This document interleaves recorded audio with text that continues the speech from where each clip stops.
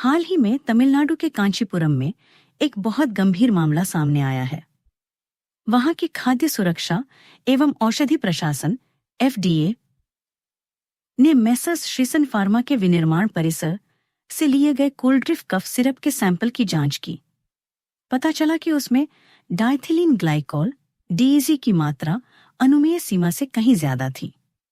सोचिए, वही सिरप जो बच्चों को खांसी जुकाम में दिया जाता है, उसमें ऐसा खतरनाक केमिकल मिला।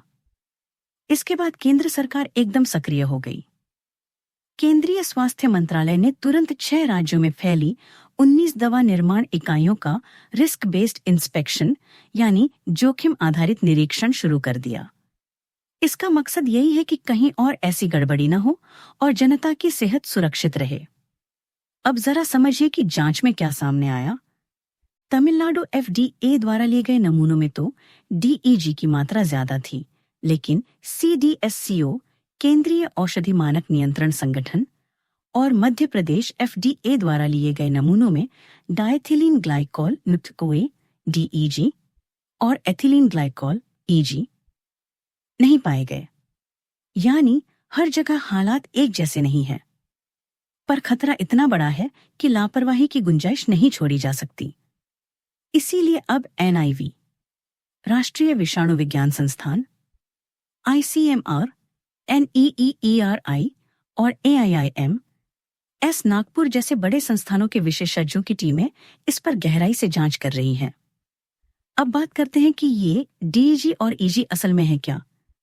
दोनों औद्योगिक रसायन हैं जो पेंट, एंटीफ्रीज, ब्रेक फ्लूइड और प्लास्टिक बनाने में इस्तेमाल होते हैं। लेकिन जब कभी निगरानी में ढिलाई हो जाती है या सस्ता माल खरीद लिया जाता है, तो ये रसायन ग्लिसरीन जैसी औषधीय सामग्री में मिल जाते हैं और यही बन जाता है जहर।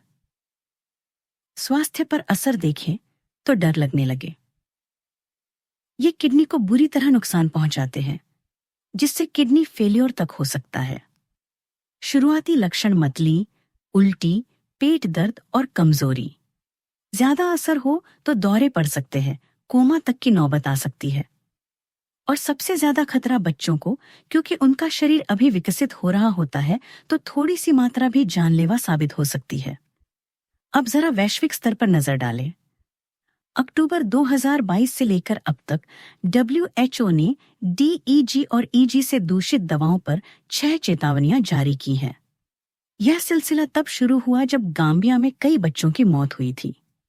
बाद में एशिया, यूरोप, पश्चिमी प्रशांत और पूर्वी भूमध्य सागर तक ये घटनाएं फैलीं। अनुमान है कि इन जहरीली दवाओं की वजह से दुनिया भर में 300 से ज्यादा बच्चों की मौत हो चुकी है। अब सवाल उठता है कि भारत में इतनी बड़ी इंडस्ट्री को कौन नियंत्रित करता है। सबसे पहले केंद्रीय औषधि मानक नियंत्रण संगठन CDSCO, जो केंद्रीय स्वास्थ्य मंत्रालय के अधीन है। इसकी जिम्मेदारियां हैं दवाओं के लाइसेंस देना, नई दवाओं को मंजूरी देना, दवाओं की गुणवत्ता देखना और आयात निर्यात पर नजर रखना। दूसरा, कानूनी ढांचा, ड्रग्स एंड कॉस्मेटिक्स एक्ट 1940 और रूल्स 1945। यही वो कानून है जो भारत में दवाओं के उत्पादन, वितरण और बिक्री को नियंत्रित करता है। इंडियन फार्माकोपोया इसमें तय होता है कि हर दवा की शुद्धता और मानक क्या होना चाहिए। तीसरा, राज्य औषधि नियंत्रण विभाग। ये राज्य स्तर पर काम करते हैं, फैक्ट्रियों का निरीक्षण करते हैं, लाइसेंस जारी करते हैं और बाजार में बिक रही दवाओं की गुणवत्ता पर नजर रखते हैं। अब जरा सोचिए, तमिलनाडु की ये घटना सिर्फ एक जगह की गलती नहीं है, बल्कि पूरे देश के फार्मा सेक्टर के लिए एक बड़ी चेतावनी है। क्योंकि अगर DEG और EG जैसी चीजें दवाओं में मिलती हैं, तो इससे सिर्फ लोगों की जान नहीं जाती, बल्कि भारत की अंतर्राष्ट्रीय साख भी खतरे में पड़ती है। भारत को दुनिया का फार्मेसी ऑफ द वर्ल्ड कहा जाता है, यानी पूरा विश्व हम पर भरोसा करता है। ऐसे में गुणवत्ता पर जरा सी भी लापरवाही न सिर्फ हमारे देश के लोगों के लिए, बल्कि हमारे निर्यात पर भी भारी पड़ सकती है।